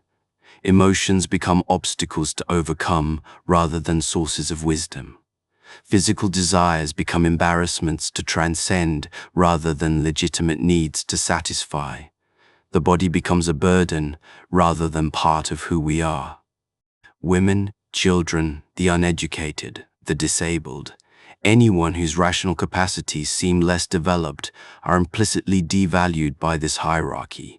If reason defines human worth, then those judged less rational have less worth. For most of Western history, this framework has been used to argue that women are naturally inferior to men because their rational capacities are supposedly weaker. That some races are naturally suited for slavery because they lack full rational development. That children have no rights because they cannot reason properly. That people with mental illness or intellectual disabilities are less than fully human. Plato himself drew these conclusions explicitly. Women, he thought, could be guardians in his ideal city, but only exceptional women who had developed masculine rational qualities. Most women were fit only for the producing class, their natural inferiority manifesting in their greater attachment to family and emotion. Non-Greeks were natural slaves, lacking the rational development necessary for self-governance, and democracy was dangerous, partly because it gave political power to people whose souls were dominated by appetite rather than reason. The second problem is the devaluation of the body. By treating the body as the soul's prison, by insisting that physical existence is less real than the realm of forms, by teaching that the soul must escape from embodiment to achieve its true nature, Plato created a framework for despising physical existence. This has led to centuries of body hatred, sexual repression, and the denial of basic human needs. It has taught people to be ashamed of their desires, to view pleasure as suspicious, to treat physical enjoyment as something that pulls them away from truth rather than as a legitimate part of human flourishing. The results have been disastrous. Eating disorders, sexual dysfunction, the inability to be present in one's own body, the treatment of physical labor as degrading, the valuation of intellectual work over manual work, the creation of social hierarchies based on who works with their mind versus their hands. Plato's psychology says that the person sitting in an office thinking is doing something more valuable than the person building with their hands, growing food, or caring for bodies. It says that abstract thought is superior to concrete action, that contemplation is higher than creation, that escaping the physical is the goal rather than inhabiting it well. The third problem is the rigid hierarchy of human types. By insisting that some people are naturally philosophical, some naturally spirited, and some naturally appetitive, Plato created a framework for a permanent social hierarchy that could never be questioned or altered. Yes, he believed in educating people and testing them to discover their true nature. But he also believed that this testing would reveal fundamental differences that determined where each person belonged. Some children would prove themselves philosophical and rise to be guardians. Others would prove themselves courageous and become auxiliaries. The rest would remain producers, with no chance of rising higher, because their souls simply were not capable of more. This is a recipe for caste system, for rigid social stratification, for the permanent exclusion of most people from power and influence. And it is justified not by force or tradition, but by supposedly natural differences in human psychology. It is not unfair that most people must remain subordinate because their souls are simply not suited for anything else. They are not unhappy in their subordination, because their repetitive souls find satisfaction in physical comfort rather than philosophical truth. This framework has been used to justify every hierarchy imaginable. Some people are naturally suited to rule, and others to serve. Some races are more rational, and therefore superior. Men are made for public life, and women for domestic life. The wealthy deserve their wealth, because they have superior souls. The poor deserve their poverty, because they lack the rational capacity for more. The fourth problem is the elimination of privacy and individual autonomy in the ideal city. Feudalism, slavery, colonialism, sexual discrimination, economic inequality, all have been defended using versions of Platonic psychology.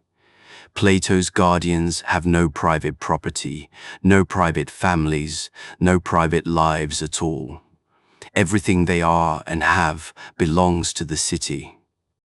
They exist entirely for public purposes, with no space for personal desire or individual choice. This vision has inspired every totalitarian movement in history. The idea that private interests corrupt public virtue, that the individual should be completely subordinated to the collective, that the state should control reproduction and family life, that personal attachments interfere with justice, these are the foundations of totalitarianism. Plato could respond that his guardians rule only through wisdom rather than force, that they serve rather than exploit, that the elimination of privacy benefits them as much as anyone. But the road to totalitarian hell is paved with exactly such rationalizations. Every dictator claims to serve the people. Every totalitarian state claims to represent universal interests. Every elimination of freedom is justified as necessary for the greater good. The fifth problem is the assumption that philosophical knowledge gives the right to rule. Plato's claim that those who understand truth should have power over those who do not is extraordinarily dangerous. Who decides who the true philosophers are? Who judges whether someone has achieved genuine knowledge of the forms? How can we prevent this system from becoming ruled by those who merely claim wisdom while actually pursuing power? History shows that philosopher-kings do not exist. What exist are intellectuals who claim philosophical authority to justify their own power, ideologies that claim scientific certainty to justify tyranny, and elites who claim superior understanding to justify their privileges. Plato would say that these are corruptions of his vision rather than realizations of it. True philosophers would not want power. They would rule reluctantly and without personal benefit. They would perceive truth directly rather than merely claiming to perceive it. But this is precisely the problem. There is no way to distinguish genuine philosophers from impostors, except by trusting that the genuine philosophers will reveal themselves through their wisdom, and who judges their wisdom. The only available judges are other supposed philosophers. The system is circular, self-validating, impossible to check against external standards. The sixth problem is the doctrine of reincarnation and cosmic justice. As we discussed earlier, this teaching implies that victims deserve their suffering, that inequality reflects genuine differences in soul quality, that the disadvantaged are getting what they earned in previous lives. This eliminates any compelling reason to fight injustice. If suffering serves a purpose, if it reflects cosmic rather than human causes, if it contributes to the soul's long-term development, then we should not try to eliminate it. We should accept it as necessary and even beneficial, part of the soul's journey toward perfection. This teaching has consoled many people facing unavoidable suffering. But it is also being used to justify the maintenance of unjust hierarchies. Do not rebel against your enslavement. It serves your soul's development. Do not question your poverty. You earned it in a previous life. Accept your subordination. It reflects your soul's natural limitations. Finally, there is the problem of the forms themselves. Plato's insistence that physical reality is less real than abstract forms, that true knowledge concerns eternal truths rather than temporal facts, that the philosopher should turn away from the changing world toward the unchanging, has created a bias toward abstraction that has damaged both philosophy and practical life.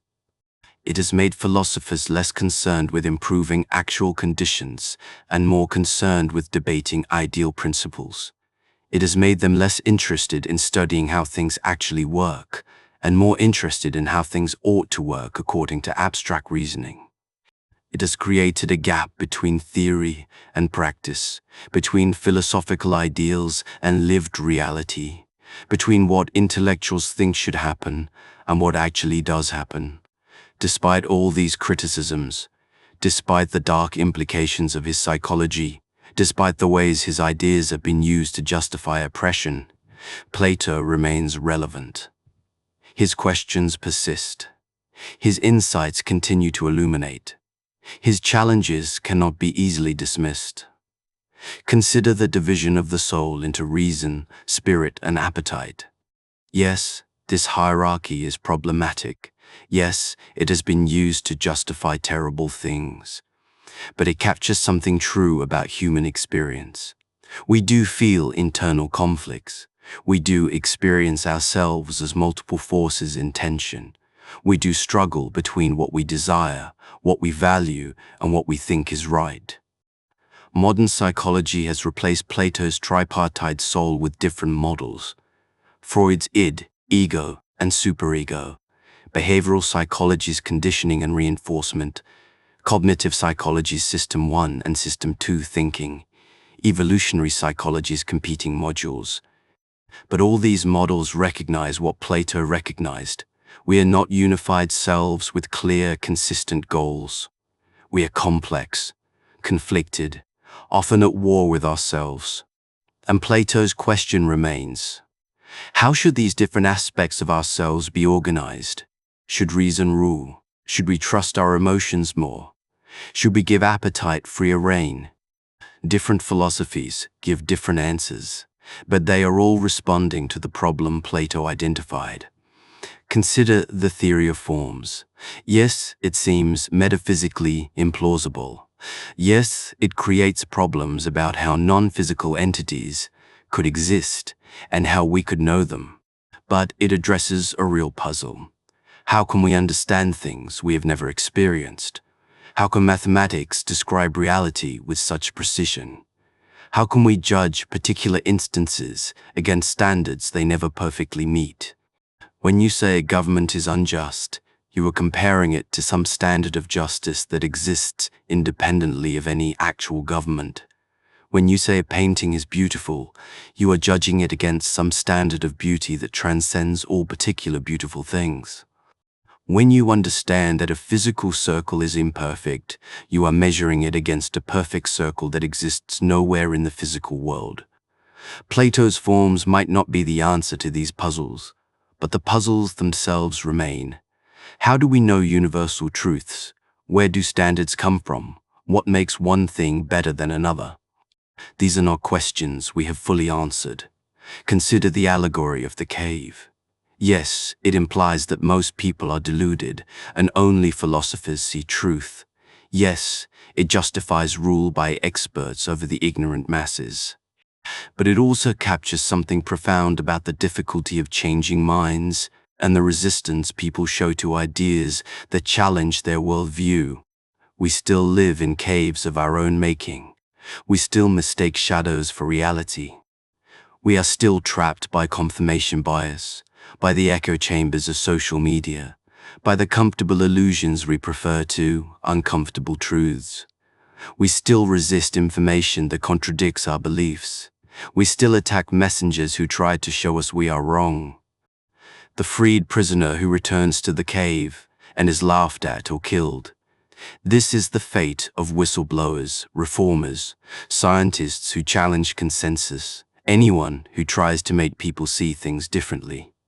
Plato's image remains disturbingly accurate as a description of how we treat truth-tellers. Consider the ladder of love.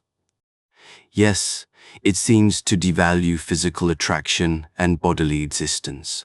Yes, it tries to redirect sexual energy toward philosophical contemplation, but it also recognizes something important. Desire can be educated. What we want can change. What attracts us can deepen and develop. The person who is initially attracted only to physical beauty can learn to appreciate inner beauty. The person who loves one individual can learn to love the qualities that make them lovable. The person focused on particular instances can learn to appreciate universal principles.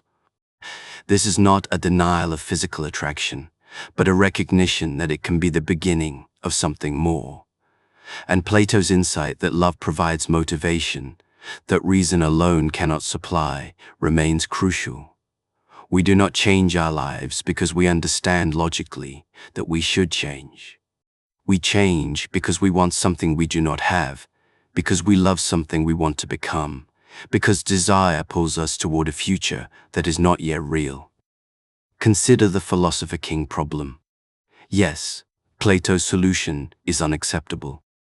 No, we should not give unlimited power to supposed experts. But the problem he was trying to solve remains. How can societies make good decisions about complex issues that most people do not understand?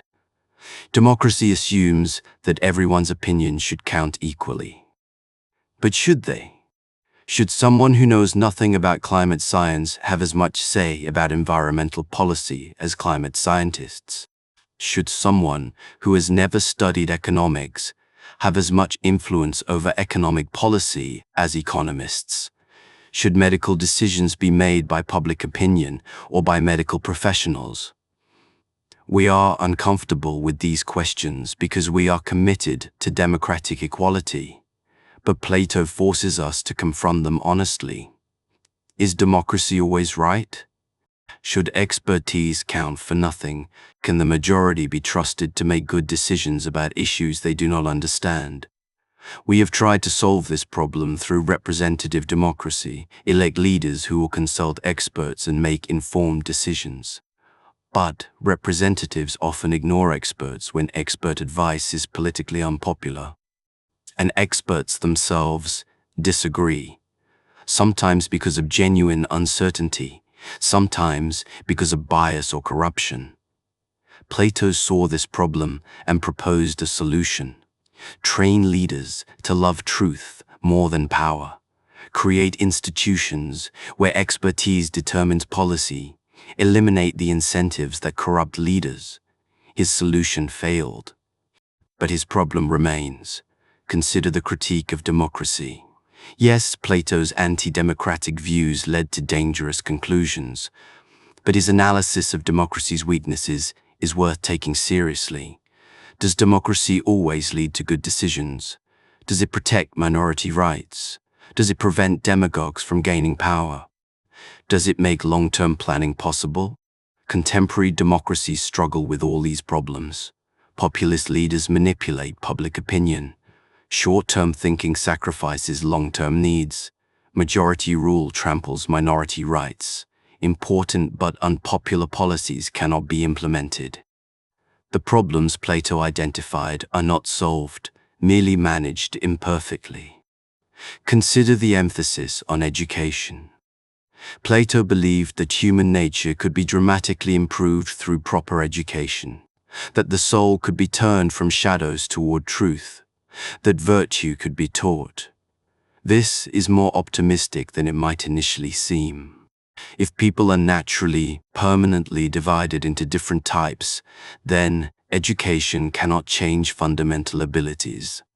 But if the soul can be turned, if even appetitive souls can develop rational capacities, if proper teaching can transform who someone is, then education becomes the key to human improvement. Modern education is deeply Platonic, even when it rejects Plato's specific proposals. We believe education should develop critical thinking, not just transmit information. We think good teaching involves questioning rather than just answering. We understand that education should transform students, not merely train them. We recognize that learning requires active engagement rather than passive absorption. These are all Platonic ideas. The Socratic method, the emphasis on questioning assumptions, the goal of turning the mind toward truth rather than filling it with facts, these define what we consider good education even today. Finally, consider Plato's insistence that philosophy matters for life. He did not view philosophy as an academic exercise or intellectual game. He thought understanding the soul was necessary for living well. He believed that psychological self-knowledge was the foundation for ethics, politics, and meaning. This remains true. How you understand human nature determines how you think people should live. Whether you believe in reason supremacy or emotional intelligence, whether you think humans are naturally selfish or naturally cooperative, whether you believe in fixed human nature or radical plasticity, these psychological assumptions shape everything else you believe about morality, politics, education, relationships, and the possibility of human improvement. Plato forces us to examine these assumptions. He makes us ask, what are we? What could we become? What should we become? How do we get from here to there? These are not questions we can avoid. They are questions every society, every culture, every individual must answer implicitly through their choices, even if they never think about them explicitly. Walk through any city, and you will see Plato's divided soul made visible. The person staring at their phone while walking, knowing they should pay attention, but unable to resist checking social media. The exhausted parent buying fast food, knowing they should cook healthily, but too tired to care. The student staying up late on social media, knowing they should sleep, but unable to stop scrolling. The professional working through lunch, knowing they should rest, but driven by ambition or fear. We know what we should do. We know what would be better for us. But knowledge is not enough. The rational part of the soul sees clearly, but the appetitive part pulls us toward immediate gratification. Spirit sometimes sides with reason, providing determination and willpower. But often spirit is weak, corrupted by laziness, or divided by conflicting values. Modern consumer capitalism has become expert at exploiting this division. Advertisements appeal directly to appetite, bypassing reason entirely. They do not argue that their products are good value or genuinely beneficial. They create desire. They make you want things through images, associations, emotional manipulation.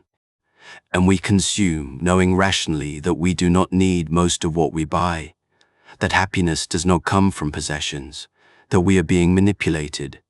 But knowing makes no difference. The charioteer sees the truth, but cannot control the appetitive horse. Social media is perhaps the purest example of appetite's triumph over reason. We know that scrolling through feeds makes us anxious, envious, distracted. Research confirms that heavy social media use correlates with depression, loneliness, and decreased life satisfaction. We know this. Yet we scroll anyway, sometimes for hours, sometimes hating ourselves the entire time, unable to stop. Why? Because social media is engineered to hijack our repetitive mechanisms. Every like gives a small hit of validation. Every notification triggers anticipation. Every feed refresh offers the possibility of something new and exciting. The algorithms are designed to keep us engaged, to prevent us from ever feeling satisfied, to always leave us wanting just one more check. This is appetite in pure form, insatiable desire for immediate gratification, complete disregard for long-term consequences, inability to be satisfied. The rational soul knows that 4 hours on Instagram will not make us happy. But the appetitive soul does not care about later. It wants now. Or consider diet and exercise, areas where the conflict between reason and appetite becomes painfully visible. Everyone knows that regular exercise, adequate sleep, and healthy eating promote longevity, health, and well-being. This is not controversial or complex. The science is clear. The rational part of our soul has all the information it needs. Yet obesity rates continue rising. Most people do not exercise regularly. Sleep deprivation is epidemic. We eat food we know is unhealthy, in quantities we know are excessive, at times we know are inappropriate. Why? Because appetite wants pleasure now. It wants the satisfaction of tasty food, the comfort of rest, the ease of avoiding physical effort. And appetite does not care that these choices will cause problems later. Later is not real to appetite. Only now is real. Plato would say, we need to strengthen spirit, to cultivate the part of the soul that provides determination and willpower. We need to train ourselves to feel shame when we betray our own values, pride when we live up to them. We need to create habits that make virtuous action automatic, rather than requiring constant rational override of appetitive impulses. But modern culture systematically weakens spirit. We are taught to be non-judgmental, to avoid shame, to prioritize self-esteem over self-discipline. We are told that guilt is unhealthy, that we should accept ourselves as we are, that moral demands are oppressive. This creates individuals with strong appetites, weak spirit, and reason that understands what should happen, but cannot make it happen. The charioteer has perfect vision but no strength. The noble horse has been drugged into passivity, and the wild horse runs wherever it wants. Or consider relationships. Plato's ladder of love suggests that attraction should develop from physical desire through appreciation of character towards something more universal and lasting. But contemporary dating culture reverses this progression. Apps like Tinder present potential partners as a series of photographs to be judged in seconds. The first filter is purely physical. You swipe left or right based entirely on appearance. Only after physical attraction is established do you learn anything about personality, values, or compatibility. This is the appetitive approach to love, immediate, physical, focused on gratification rather than growth. It is not wrong to be attracted to physical beauty. But when physical attraction is the only criterion, when inner qualities are relevant only if someone already passes the appearance test, when relationships are treated as products to be consumed and discarded, we are trapped at the bottom of Plato's ladder. And then we wonder why relationships are unsatisfying, why hookup culture leaves people feeling empty, why so many marriages end in divorce. Could it be that we are trying to build lasting connection on the foundation of appetite alone? Plato would say that relationships should be educational. Your partner should make you better. They should challenge you to develop virtue, to confront your limitations, to grow beyond who you currently are. The attraction should deepen from, I want your body, to, I admire your character, to, I love what we can become together. But this requires spirit and reason, not just appetite. It requires the willingness to be challenged, to have your flaws pointed out, to grow even when growth is painful. It requires choosing partners based on more than physical attraction or immediate chemistry, and it requires staying when appetite would rather leave, when the initial excitement fades, when real growth demands real work. Or consider politics. Plato warned that democracy would degenerate into tyranny because appetitive citizens would elect demagogues who promised to satisfy their desires. Has this not happened repeatedly? Modern democracies struggle with populism, the elevation of charismatic leaders who make impossible promises, stoke fear and anger, and dismantle institutions that constrain their power. These leaders do not appeal to reason. They appeal to appetite, to the desire for simple solutions to complex problems, to the wish for scapegoats to blame, to the fantasy that strong leadership can make everything better, without requiring anything difficult or painful from citizens. And citizens respond not because they believe these promises rationally, but because they want to believe them. Because appetite wants easy answers. Because spirit wants someone to fight for them against perceived enemies. Because reason is exhausted by complexity and uncertainty, and just wants someone to take charge and make decisions. The result, as Plato predicted, is the erosion of democratic norms, the concentration of power, the suppression of dissent, the degradation of truth. Not because people are stupid or evil, but because appetitive democracy inevitably produces tyranny when reason does not rule. What would Plato say we should do? He would say, We need to strengthen the rational soul through education. We need to teach people to think critically, to distinguish truth from opinion, to resist manipulation, to delay gratification, to pursue long-term goods over immediate pleasures. But he would also say that most people cannot or will not do this. Most people will remain dominated by appetite. Most will prefer comfortable illusions to uncomfortable truths. Most will choose immediate pleasure over distant good, and therefore most should not rule. They should be ruled by those few who have developed rational capacities sufficiently to see clearly and act wisely. Modern sensibilities rebel against this conclusion. We believe in equality. We think everyone should have political power regardless of their education or rational capacities. We are suspicious of expertise and hostile to elitism. But are we right? Look at contemporary politics. Look at how easily lies spread. Look at how conspiracy theories flourish. Look at how demagogues manipulate public opinion. Look at how difficult it is to implement policies that would genuinely benefit people but require short-term sacrifice. Maybe Plato was right that democracy cannot work when most citizens are governed by appetite rather than reason. Maybe we need something different, not Philosopher-Kings, which history shows is impossible, but better mechanisms for ensuring that expertise informs policy, that long-term thinking guides decisions, that demagoguery does not triumph over truth. This is not a solved problem. This is Plato's challenge to us 2.5 millennia after he first posed it. Socrates said that the unexamined life is not worth living. This was not hyperbole or rhetorical flourish. It was a literal claim about what makes human life valuable. For Socrates and Plato, a life lived without self-knowledge, without questioning assumptions, without understanding the soul's structure and needs, was not a genuinely human life at all. It was animal existence dressed in human form. But what does it mean to examine your life?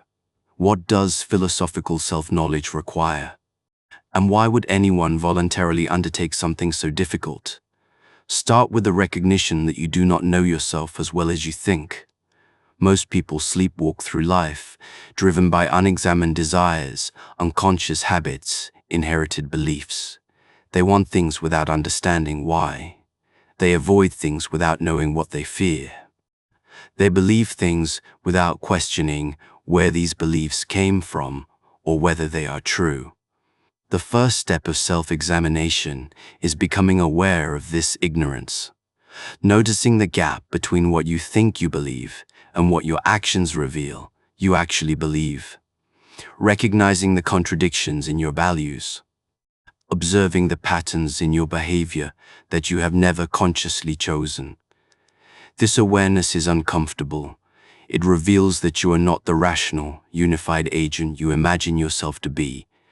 You are multiple forces in conflict, many of them outside your conscious control, some of them actively working against your stated goals.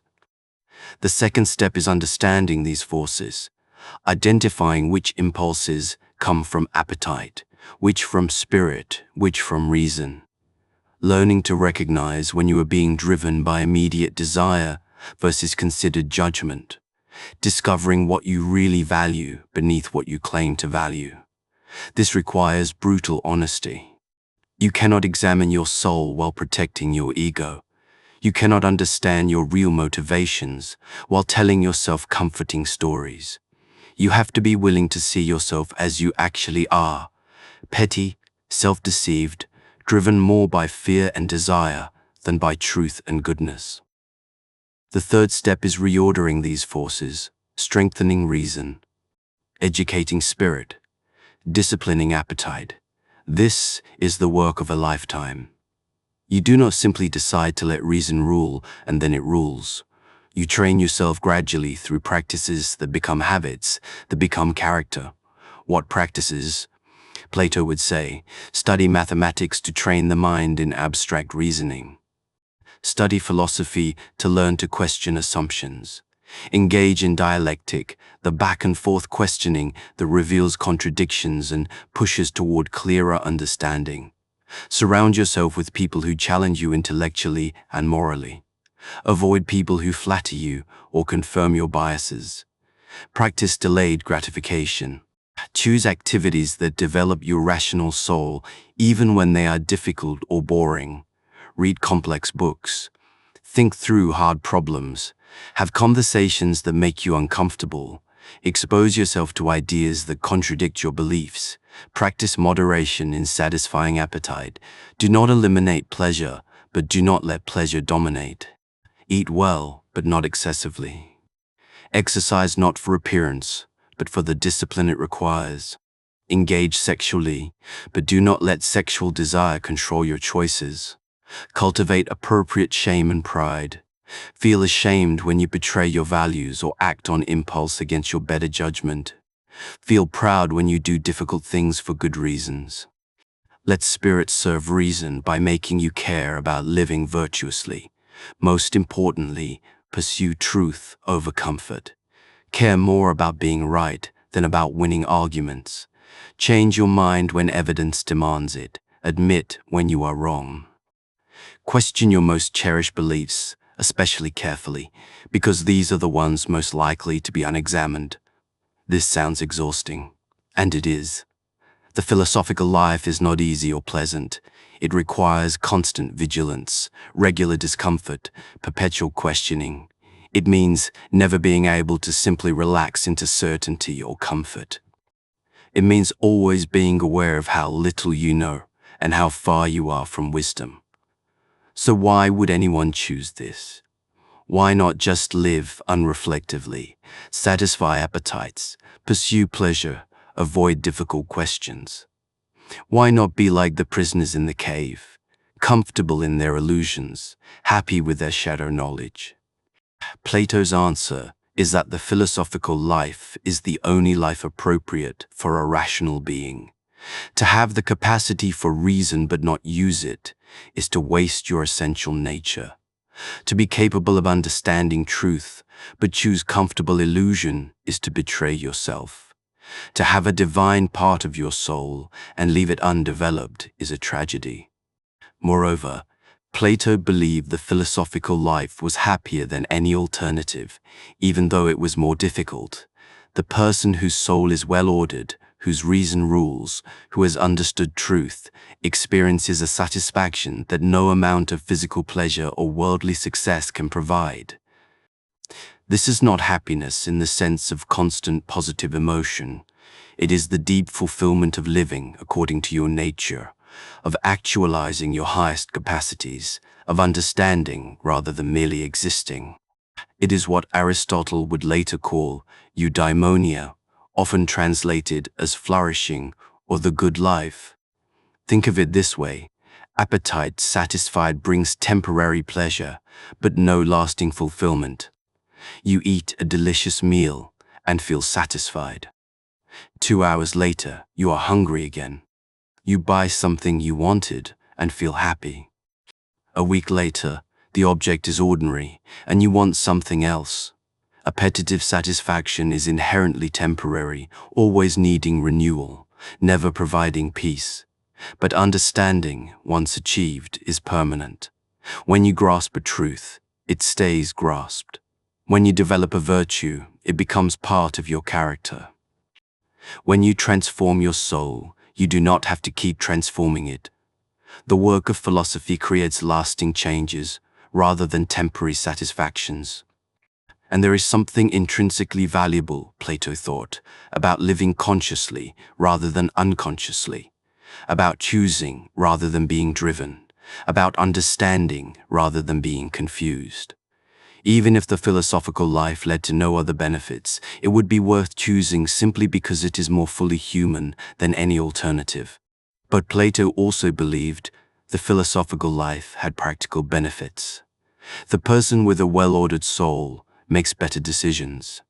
They are not constantly sabotaging themselves through internal conflicts. They are not perpetually dissatisfied because they confused pleasure with happiness.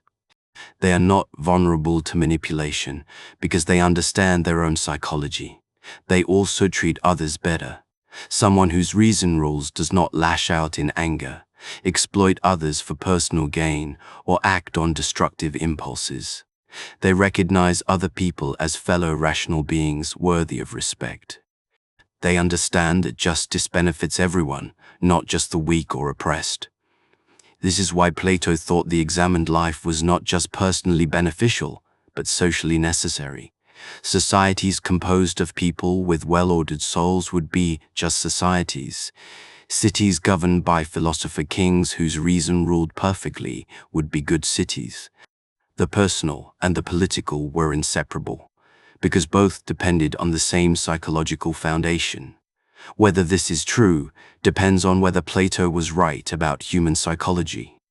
If souls really are divided into reason, spirit, and appetite, if reason really is superior to the other parts, if philosophy really can transform souls and create genuine wisdom, then Plato's vision makes sense.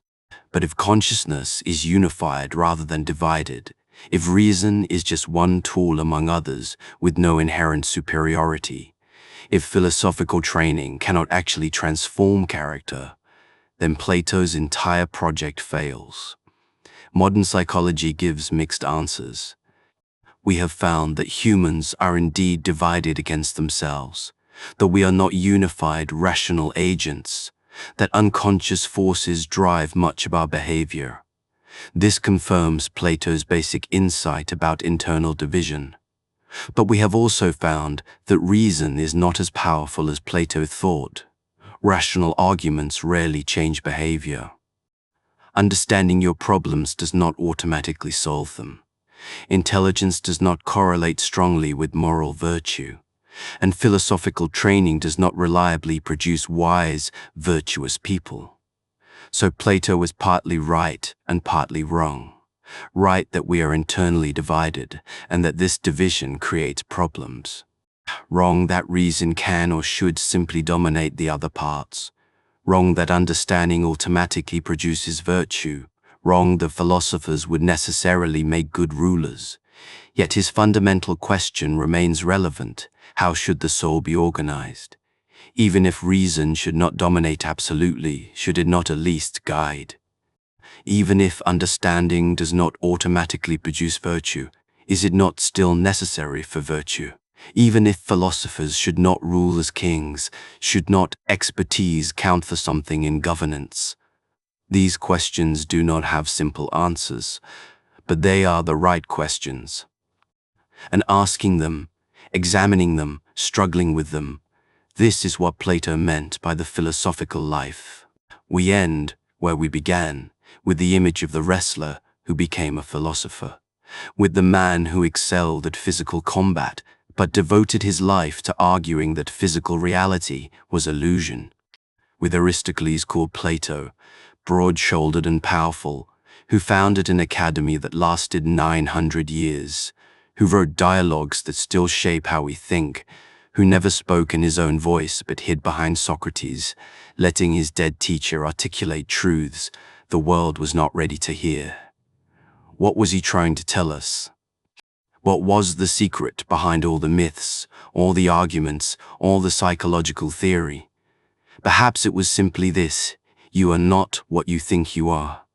The self you experience, the person you believe yourself to be, is a surface phenomenon. Underneath lie depths you have never explored. Forces you do not understand drive you toward destinations you did not consciously choose. You are divided against yourself, pulled between incompatible desires, serving masters you have not named. But you do not have to remain in this condition. You can wake up. You can examine yourself. You can discover the structure of your own soul and learn to organize it well. You can train reason to guide rather than appetite to drive. You can cultivate spirit to serve genuine excellence rather than mere appearance. You can turn your soul from shadows toward truth. This turning is difficult. It is painful. Most people will never attempt it. Most who attempt it will fail. But it is possible. It is the highest human achievement, and it is the only thing that makes life worth living. The cave is always with us. We are born into it. We are educated in it. Its shadows are all we know. Most of us will live our entire lives watching shadows, calling them reality, thinking ourselves wise for being good at shadow prediction. But some of us will be seized by a strange desire. We will become unsatisfied with shadows. We will want to know what casts them. We will turn our heads despite the pain. We will walk toward the light despite the fear. We will leave the cave despite everyone telling us we are mad. And if we are very lucky, very persistent, very courageous, we will emerge into sunlight. We will see reality. We will understand that everything we thought we knew was wrong. We will be transformed by truth. And then comes the hardest part. We will return to the cave, because we cannot abandon those still chained, still watching shadows, still calling illusion reality. We must try to free them even though they will resist. We must try to show them truth even though they will reject it. We must risk everything, including our lives, because once you have seen the sun, you cannot pretend shadows are enough. This is Plato's legacy, not a system of doctrines to be memorized, not a political program to be implemented, not a psychological theory to be tested empirically, but a challenge. Are you willing to examine your life? Are you willing to discover that you have been wrong about almost everything? Are you willing to undergo the painful transformation from ignorance to knowledge? Are you willing to turn your soul from darkness toward light? Most people answer no. They stay in the cave. They watch shadows. They live and die, never knowing what they could have become. But some answer yes. Some begin the ascent. Some dedicate themselves to truth, to wisdom, to the examined life. Some become philosophers not in the academic sense of having a degree, but in Plato's sense, lovers of wisdom, seekers of truth, people willing to sacrifice everything for understanding. These people have always been rare. They will always be rare. Most humans will always be dominated by appetite and satisfied with opinion. Most societies will always be badly organized and unjustly governed. Most lives will always be wasted. But the philosophical life remains possible. The ascent from the cave can still be made. The well-ordered soul can still be achieved. And those who achieve it will live in a way that justifies human existence, that redeems the entire species, that shows what we could be if only we chose to become it. This is why Plato matters. Not because he was right about everything, he was not. Not because his political proposals are implementable, they are not. Not because his psychology is scientifically valid, much of it is not, but because he asked the right questions, because he lived the examined life, because he showed what philosophy could be when practiced with complete seriousness, because he demonstrated that human beings are capable of more than animal existence, more than pursuit of pleasure, more than winning and accumulating and satisfying appetite. We are capable of wisdom. We are capable of justice. We are capable of transformation. We are capable of perceiving eternal truth. We are capable of organizing our souls well and living as we should live. Whether we actually do these things is another question. Whether we choose the ascent or remain in the cave is always our choice. Whether we become philosophers or remain prisoners is decided by each of us, every day, in every moment. Plato cannot make us wise. He cannot organize our souls for us. He cannot drag us toward truth against our will. All he can do is show us the possibility, describe the path, and challenge us to begin walking. The rest is up to us. The cave is always there. The chains are always ready. The shadows are always dancing. And most of us will die having never left, having never turned our heads, having never discovered what we could have been. But you do not have to be most people. You can turn toward the light. You can begin the ascent. You can examine your life, organize your soul, pursue truth, become wise. The choice, as it always has been, is yours. And that, finally, is Plato's greatest insight, that we are free. Free to remain in ignorance or pursue knowledge. Free to be driven by appetite or guided by reason. Free to live as animals or as philosophers. Free to waste our divine potential or actualize it. The wrestler who became a philosopher could not force you to become philosophical. He could only show you what philosophy is, what it costs, what it achieves, what it makes possible. Whether you accept his challenge, whether you begin the examine life, whether you organize your soul and pursue truth, this is your choice to make. The cave awaits you, but so does the sun.